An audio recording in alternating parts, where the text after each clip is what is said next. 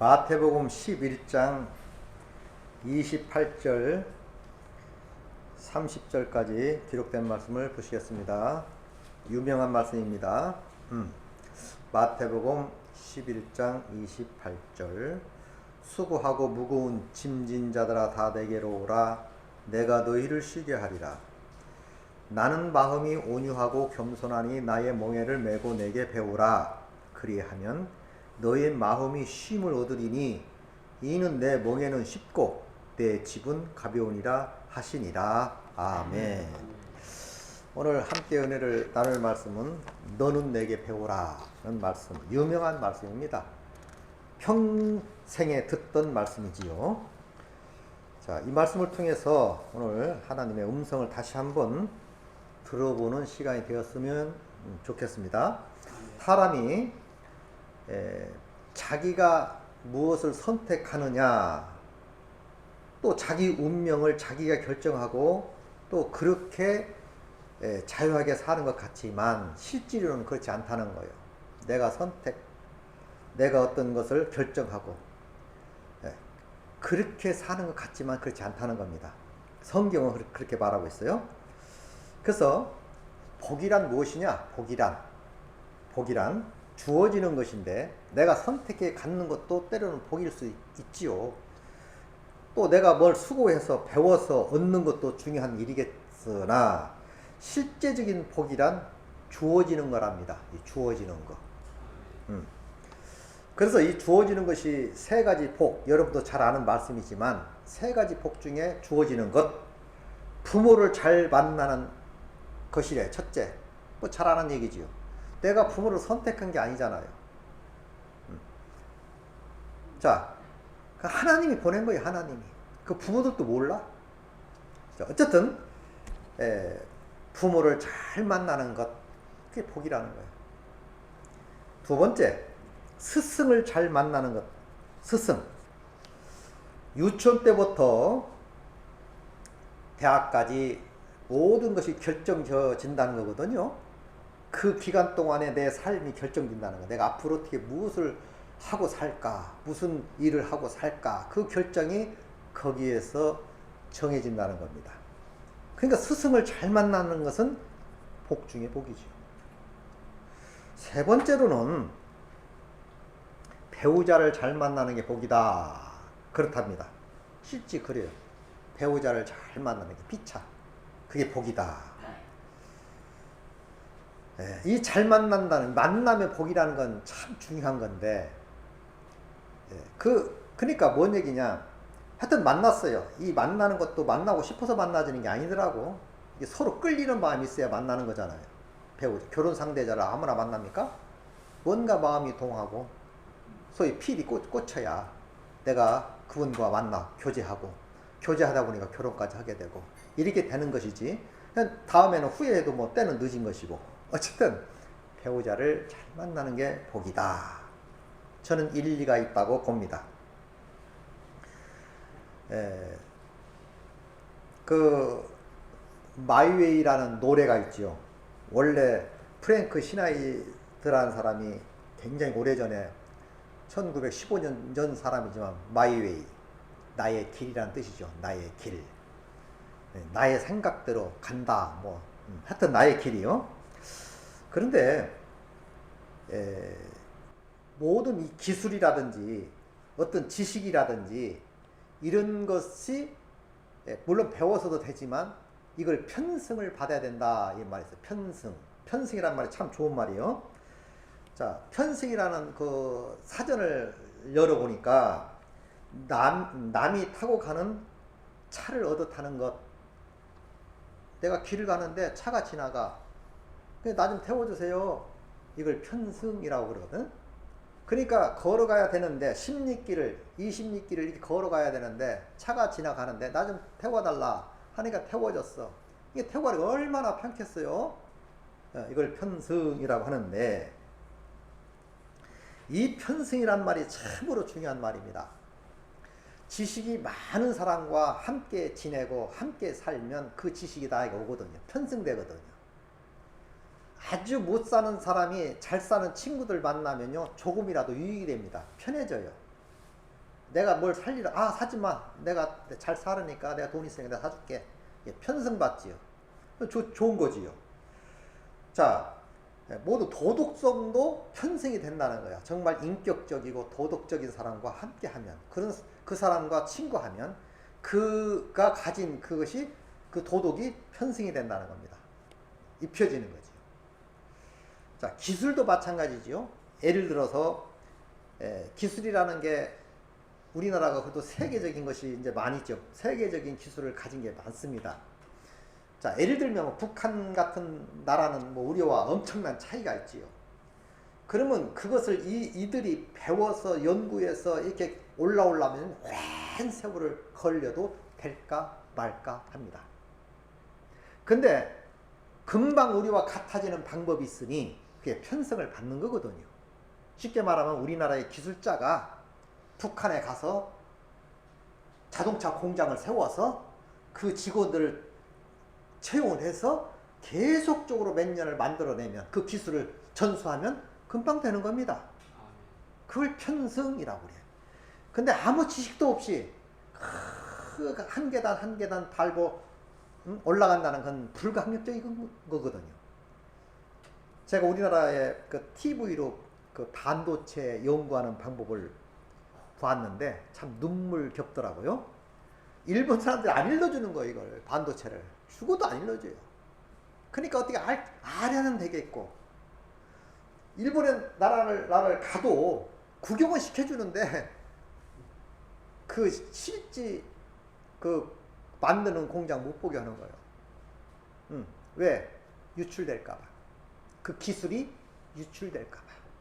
근데 그 기술을 터득하기 위해서 거리를 재고 뭘 재고 하여튼 뭐 어마어마한 그 고통을 겪더라고요. 근데 어쨌든 결론적으로 만들어냈어요. 세계적인 이제 그 아주 독자적인 기술을 가지고 만들어내다 보니까 요즘에는 아주 세계적인 기술을 갖게 된 것이지요. 근데 그 기술 하나 얻기 위해서 그런 그 고난과 역경과 고통, 눈물, 괴로움이 있더라고. 그러나 누군가가 딱 일려줬으면 그거 몇 년이면 배우는 거 아닙니까? 이렇게 하는 거야. 여기 와서 연수 받아. 하는 거 아닙니까? 자, 그러니까 누구에게 배우느냐 참 중요하다는 거예요. 누구의 제자냐 참 중요한 겁니다. 오늘 본문 말씀에 이렇게 말합니다. 수고하고 무거운 짐진 자들아 다 내게로 오라. 내가 너희를 쉬게 하리라 그랬어요. 다른 말로 너는 내 제자가 되라. 내가 가진 거 너에게 다 줄게. 모든 도덕 줄게. 모든 너 편한 마음 줄게. 다 주겠다는 거 아닙니까? 이 말씀은 엄청난 약속이지요. 약속. 주겠다는 약속. 편하게 해주겠다는 약속. 쉬게 해주겠다는 약속. 오늘 이 약속 받아 누리시기 바랍니다. 아멘. 하나님이 약속한 거니까. 이 약속에는 세 가지가 있죠. 첫째 보니까 쉼을 얻으리니 그랬어요. 편해진다 그 말이에요. 행복감을 준다는 말입니다.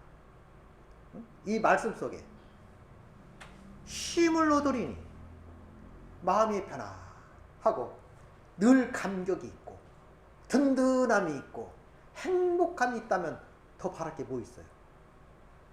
두 번째는 모든 일이 쉽게 된다. 쉽게. 왜? 창조자니까 이렇게 해 저렇게 해. 그분의 명령 따라 살게 되면 쉽게 배워지게 되고 쉽게 알게 될 줄도 믿습니다. 잘 풀린다는 얘기지요. 힘들지 않고 모든 일이 잘 풀릴 것이다. 하나님이 도와주시면 그 도움 받으시기 바랍니다. 세 번째, 가벼워진다. 내 삶이 가벼워진다는 거예요. 얼마나 아름다운 말입니까? 쉽게 편하게 즐겁게 해낼 수 있다. 모든 것을 쉽게. 아무것도 모르는 상태에서 뭘 배우려면 어렵지요. 선생님이 없이 독학으로 배우려고 해보세요. 안 됩니다. 물론 안 된다는 말은 어폐가 있지만 시간이 걸리지요. 그냥 말 한마디면 되는 걸. 이렇게 하세요. 이렇게 하는 게 쉽습니다. 이렇게 지도를 받으면 금방 알아지는 것을 스스로 터득해서 그 지식을 얻으려면 얼마나 고생스럽겠어요. 마찬가지지요. 예수님이 옆에서 우리 옆에 그늘이 되셔서 우리를 코치해 주겠다는 거 아닙니까? 우리를 리드해 주겠다는 거 아니에요. 그러니까 모든 걸 쉽게 편하게 즐겁게 해낼 수 있도록 만들어 주겠다는 약속의 말씀이다 그 말이지요. 그러니까 수고하고 무거운 짐진 자들아 다 내게로 오라. 내가 너희를 쉬게 하리라. 이야, 이보다 더 귀한 말씀이 어디 있습니까? 어떻게 보면 흔해 빠진 말씀 같지만 되새김질을 해보면 기가 막힌 말씀입니다. 내 운명을 결정할 수 있는 말씀이다 그 말이죠. 이 말씀 받고 주장하시기 바랍니다. 참 중요한 말이에요. 그 다음 또한 세 가지 조건이 있어요. 또 조건. 그 조건이 첫째로 보면 내게로 오라 그랬어요. 마유이란 말은 내 스스로 살아가겠다는 거거든. 내 뜻대로 살겠다 그 말이야. 근데 그게 아니라 이제 His way, 그의 뜻으로 우리는 살겠다는 고백이 필요한 것이지요. 내게로 오라. 나의 뜻대로 내 생각대로 사는 게 아니라 그의 뜻대로 살겠다는 거예요. 예수의 뜻대로 사시기 바랍니다. 그분이 말씀하는 대로, 그분이 명하는 대로, 그분이 하라는 대로 살면 되는 것이지요. 두 번째 또 그 조건은 어린아이 같은 마음을 가지라. 물론 예수님이 어린아이를 세워놓고 천국은 우리 어린아이와 같지 않으면 천국 가지 못한다. 이게 속사수 시대의 교부들이었거든. 그 사람들이 커가지고 나중에 속사수 시대의 교부들. 그 당시 애들이 막 교회 안에서 떠들으니까 제자들이 시끄러! 조용해! 오늘날로 말하면 나가노라! 그랬겠죠. 그러니까 예수님 아니 오히려 불러 세우고 말하기를 천국은 이 어린아이와 같지 아니하면 절대로 갈 수 없어. 이렇게 교훈을 하셨어요. 자, 어린아이 같은 마음을 가지라 그랬는데 마태복음 11장 25절 보니까 그냥 좀 해석만 하면 그때 예수께서 이렇게 기도하셨죠. 하늘과 땅의 주인이신 아버지, 안다는 사람들과 똑똑하다는 사람들에게는 이 모든 것을 감추시고, 하나님의 말씀은요, 안다고 스스로 하는 사람, 똑똑하다고 생각하는 사람들에게는 복음을 감추셨다 이거야. 감추시고 오히려 철부지 어린아이에게 나타내 보이시기를 감사하나이다 그랬어요. 순수한 마음을 가진 자에게 하나님의 음성은 들려진다 그 말이야. 스스로 똑똑하고 잘났고 나는 많이 알아. 바울은 그러더라고. 안다고 한 너가 모르는 거다. 안다고 했기 때문에 모른다는 거야. 하나님의 말씀 어떻게 다 압니까? 알 수도 없고 측량할 수가 없어요. 바다를 먹물 삼아 하늘을 기록한다 할지라도 다 기록할 수 없어. 어떻게 알아요? 그래서 오늘날도 예수님 기도하면서 하는 말이요. 안다고 하는 사람, 똑똑하다고 하는 사람, 이런 사람들에게는 감추셨고 오히려 철부지같이 어린아이에게는 나타났다. 우리가 마음을 비우고 순수한 마음을 가진 자에게 하나님의 교훈이 임하게 될 줄 믿습니다.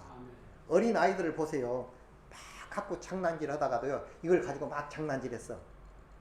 그러다가 다른 거 주면요, 대부분이 놔버립니다. 미련 없어. 또 그거 가지고 놀아. 그거 가지고 놀다 또 하는 게 있으면 이게 순수하지요. 아주 순수해.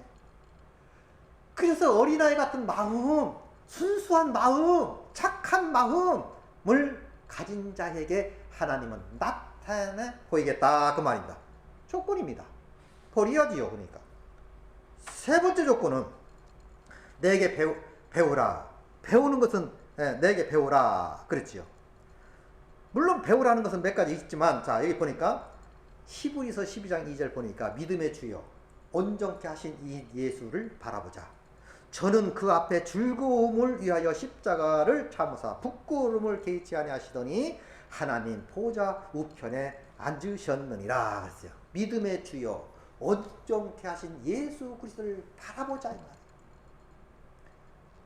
그 앞에 즐거움을 위하여 십자가를 참았다 이 말이에요. 더 좋은 일 때문에 고난을 참으셨다. 예수님이 십자가를 참지 않고 나 이거 안 지겠습니다 했으면 여러분과 내가 구원이 안 돼요. 더 기쁜 일이 있을 수가 없지. 그러나 그 십자가를 지심으로 믿음으로 많은 영혼들이 이 사건을 통해서 구원받을 것을 보신 거 아닙니까? 그것을 즐거워하셨다 그 말이야. 오늘의 어려움이 다음에는 즐거움이 될 수가 있는 거 아닙니까? 그래서 우리가 세상에서도 인간적으로도 열심히 일하고 열심히 돈 버는 이유가 뭐예요? 내 자녀들에게 더 좋은 일을 주기 위해 그런 거 아닙니까? 솔직히 내 자녀들의 앞날을 생각하기 때문에 열심히 일하는 거예요. 그래서 조금이라도 물려줄 수 있으면, 도와줄 수 있으면 얼마나 그의 부모로서의 아름다움이 아니겠습니까? 참 좋은 일이지요. 그러나 영적으로 하나님께서, 예수님께서 우리를 살리시기 위해서 믿음의 주요 온전케 하신 이인 예수를 바라보자. 저는 그 앞에 즐거움을 위하여 십자가, 그 앞에 즐거움, 앞으로 이루어질 즐거움을 위하여 십자가를 참으사 부끄러움을 개의치 않으셨다. 얼마나 십자가 지면서 모욕을 당했어요. 빨가 벗겨가지고 십자가 달았어요. 그냥 그림에는 그냥 이렇게 팬티처럼 그려 붙였지만 개망신 당한 겁니다. 개망신. 하나님이 부끄러움을 개의치 않으셨다. 그리고 그는 하나님 위해 죽었다 부활하셔서 하나님 우편에 앉아 계시다. 그러면서 지금도 우리를 보고 기뻐하실 줄 믿습니다. 우리도 그런 일을 해야 된다 그 말이지요. 이 말입니다. 예수님은 너도 같이 나의 멍에를 메고 같이 가자 그 말이요. 그의 뜻대로 우리 사시기 바랍니다. 그가 목적한 바가 뭐예요? 예수님이 지금 생각하고 우리를 향하여 원하는 게 뭡니까? 첫째, 구원받으라 이거. 두 번째, 구원받은 사람처럼 내가 하던 일도 너 해라 이 말이에요. 더 큰 일을 하리라. 그렇지 않습니까? 정말로 우리가 좀 늘 마음을 하나님 중심으로 이렇게 생각할 필요가 있어요. 말만 아니라 행동도 게 중요합니다. 너무 시간에 촉박해 쫓겨 사는 거 그거 좋은 거 아니요. 좀 여유, 마음의 여유를 멀수록 돌아가라 그랬죠. 급할수록 돌아가라 그런 말이 있어요. 진리요. 급할수록 돌아가라. 차 사고 날 때 꼭 어떤 사람이 사고 나는 줄 알아요? 평균이 다 그렇습니다. 급할 때 다급하게 운전하니까 사고 나는 거예요. 우리 인생길이 깁니다. 그런데도 다급해요. 항상 바빠. 병들어요. 쉬어가면서 해야지. 하나님과 함께 하시기 바랍니다. 하나님 여유를 부리며 찬양도 하고 예배하면서 즐거운 마음으로 살아가는 것을 하나님이 좋아하시지, 그렇게 그냥 촉박하게 살아가는 거 그거 원치 않아. 우리 묵상할 필요가 있어요. 스스로 깨달아야 됩니다. 그래서 하나님은 그래요. 나와 함께 가자. 함께 하자. 같은 목적을 가지고 가자 그 말 아닙니까? 예수님과 나와 한 목적을 가지고 행동하는 여러분 되시기 바랍니다. 이게 바로 제자의 삶 아닙니까? 제자의 삶. 제자, 당신 제자입니까? 라는 책이 있었어요. 당신 제자입니까? 참 중요한 말이야. 당신은 제자입니까? 참 한 30년 전에 읽었던 책이지만 다 기억하지는 않지만 참 의미가 있더라고. 당신 제자입니까? 묻는 거예요. 당신은 제자의 삶을 살고 있는가? 말만 제자인지, 예수님의 교훈을 받고 그 말씀대로 적용하며 살아가고 있는지, 그 얘기요. 여러분 책 제목만 가지고도 은혜 받으시기 바랍니다. 당신 제자입니까? 네. 네라고 할 때는 어떻게 되겠어요? 제자의 모습 보여라. 예수님께서 하신 목적, 내 목적이 돼야지. 예수의 삶이 곧 나의 삶이 돼야지. 예수님이 하신 일이 곧 여러분과 나의 일이 되어야 될 줄 믿습니다. 그냥 듣는 걸로 끝나면 안 돼요. 보는 걸로 끝나도 안 된다고. 정말 하나님의 말씀이 체험적으로 얻어진 교훈이 되어서 진짜 교훈 받으시기 바랍니다. 이게 진짜 교훈이죠. 또 지혜는 들음으로 얻고 그런 말이에요. 지혜는 들음으로. 그래서 지혜는 들음으로. 그래서 솔로몬이 기도할 때 그랬잖아. 하나님, 나에게 나 같은 것에 왕으로 백성을 받겠습니다. 유명한 말씀 아닙니까? 그래서 나에게 하나님 그 백성을 잘 다스릴 수 있는 지혜를 주세요. 지혜를 주세요. 그랬어요. 그러니까 하나님께서 전에도 없고 후에도 없는 지혜를 줬지요. 그 지혜가 듣는 마음입니다. 듣는 마음. 하나님의 말씀을 듣는 마음을 준 겁니다. 그 말씀 잘 듣고 지혜를 얻은 거지요. 우리도 하나님 말씀을 듣고 지혜를 얻는 거 아닙니까? 또 기쁨으로 순종하는 것이죠. 받아들였으면 순종하는 거죠. 행동하는 것이죠. 그랬으면 그것이 이제 내 마음속에 이루어져서 능력이 발휘되는 여러분 되시기 바랍니다. 배우고 순종하고 그 능력 받아 행동하는 성도가 되어야 된다 그 말이지요. 그게 바로 예수님의 제자입니다. 예수님의 제자들을 추적해 보면요, 한결같이 무식하고 중구난방이었어요. 공통점이 뭐예요? 무식하다는 거예요. 지식이 없다는 겁니다. 지급이 다 뻔하고. 거기서 제일 똑똑한 사람이 유다예요. 유다. 제일 똑똑한 놈이 문제를 일으킨다니까. 머리가 팽팽 돌아가지요. 인간적은 자의 길을 간 거예요. 지옥길이지 뭐. 그러니까 자꾸 그 지식적으로 또는 이렇게 되면 안 돼. 내 생각에 젖어들면 절대로 하나님이 역사할 수 없다니까. 늘 십자가를 바라보면서 완전히 다 자신을 복종하시는 여러분 돼야 될 줄 믿습니다. 바울이 이런 말 해요. 내가 내 자신을 복종케 하면 그래요. 날 복종케 하면 남에게 복음을 전한 후에 도리어 내가 버림을 당할까 함이라. 이것이 해석 잘못되는 사람이 또 이렇게 말하대. 바울도 지옥 갈까봐 자기를 복종했대. 지옥 안 가려고. 그 말이 아니에요. 또 그렇게 들리지요. 문자적으로 보면. 그 말이 아니에요. 무슨 뜻이요?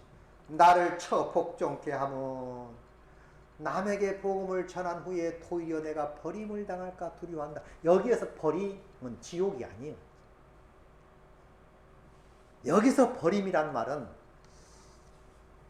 바울은 정말 사명자로서 복음을 전하는 사명자로서 자기 스스로가 이렇게 정했고 하나님이 인정했어요. 그러니까 사도로서의 삶을 살지요. 그런데 엉뚱한 짓을 해. 자기 길을 가. 자기 얘기만 해. 그러면 너 버리겠다. 버린다는 말은 너 그만해. 너 말고 다른 사도를 세울 거야. 그 말이야. 사도의 사명을 버리겠다 이거 말이지. 내가 사도라는 그 이름은 엄청난 이름이고 사도의 직분은 어마어마한 것이고 천부인데 그만해. 그럴까봐 두려워했대. 그래서 나 자신을 늘 치고 낮아져서 하나님의 말씀만 계속 공급받고 그 사명 감당해 낸 줄 믿습니다. 이것이 바울의 고백 아닙니까? 그렇다면 여러분도 내 마음을 치고 있나요? 뭐 무슨 헛일이시야 치지. 뺏기거나 말거나 헛일도 없는데.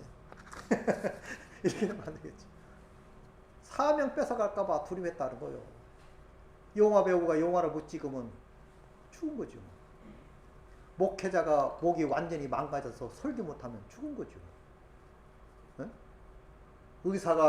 성형외과 의사가 손에 상처를 입으면 끝난 거지. 죽은 거죠. 그럴까봐 다 조심했다 그 말이야. 내 마음을 복종케 했다. 계속적으로 하나님의 음성을 듣고 그 지혜를 받아서 전하기를 원했다 그 말 아닙니까? 그렇다면 우리는 무엇을 말하고 있느냐? 내 생각, 내 자신, 마이웨이 나를 다 버리고 그에게로 가서 그분의 명령을 따라 살아가는 여러분이 돼야 될 줄 믿습니다. 그럴 때 하나님 축복한다는 거 아닙니까? 예? 그래서 우리 인생은 하나님이 책임져 주십니다. 믿습니까? 절대 지시오. 알파와 오메가요. 시작과 끝이라는 얘기 아닙니까? 내 삶의 시작한 자가 예수요. 살아가게 하는 것도 예수요. 끝맺는 것도 예수입니다. 그 안에 내 인생을 맡기시며 살아가는 여러분 되시기 바랍니다.